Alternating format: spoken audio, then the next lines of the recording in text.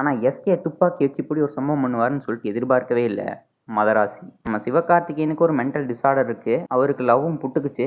So இதுக்கப்புறம் என்னடா பண்ண போறோம்னு சாவ போறாரு. அந்த டைம்ல தான் மெட்ராஸுக்குள்ள இல்லீகலா மேட் பண்ணப்பட்ட கன்னெல்லாம் வருது அப்படின்னு சொல்லிட்டு ஒரு நியூஸ் வருது. பிஜு மேனன் ஒரு ஃபோர்ஸே கிரியேட் பண்ணிட்டு போறாரு.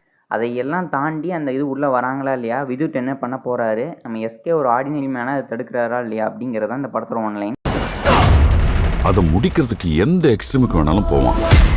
எஸ்கே இதில் ஒரு யூனிக்கான கேரக்டரில் காமிச்சிருக்காங்க. நல்லா இருந்திருக்குன்னே சொல்லலாம். ஏஆர் முருகதாஸ்க்கு ஒரு பெரிய கம்பேக் ஃபிலிம்னே சொல்லலாம். இந்த வருஷத்தில் எந்த படம்டா கோலிவுட்டை காப்பாற்றுன்னு இருக்கும் போது எந்த ஒரு எக்ஸ்பெக்டேஷனுமே இல்லாமல் வந்த மதராசி எப்படியோ காப்பாற்றிருச்சுடா அப்படின்னு சொல்கிற மாதிரி பண்ணியிருக்கு. படத்தோட ஸ்டார்டிங்லேயே ஒரு ஃபைட்டை வச்சு நம்மளை செம்மையாக கிராப் பண்ணி படத்துக்குள்ளே எடுத்துட்டாங்க.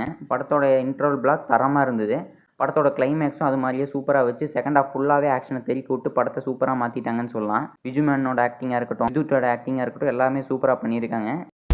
துப்பாக்கி அவன் கையில் இருந்தாலும் வில்லன் நான் தான்டா. இந்த படத்தை த்ரோ அவுட் எந்த ஒரு இடத்துலையுமே லேக் அடிக்காமல் சூப்பராக கொண்டு போயிருக்காங்கன்னு சொல்லலாம். ஹீரோயினான ருக்மணி செமையாகவே பண்ணியிருக்காங்க. அவங்களுக்கு இதில் ஒரு செம இம்பார்ட்டண்ட்டான ஒரு ரோல் இருக்குது. அவங்க நல்லா பண்ணி கொடுத்தாங்க. அனிருத்தை பற்றி சொல்லவே தேவையில்லை. செமையாக எலவேட் பண்ணியிருக்காருன்னு சொல்லலாம். படத்துக்கு ஒரு பெரிய பேக் போனாக அனிருத் அமைஞ்சிருக்காரு.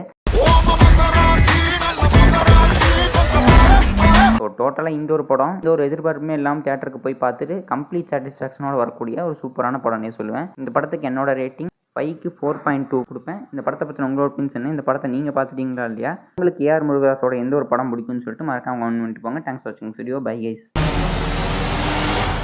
முடிஞ்சா தொடுறா.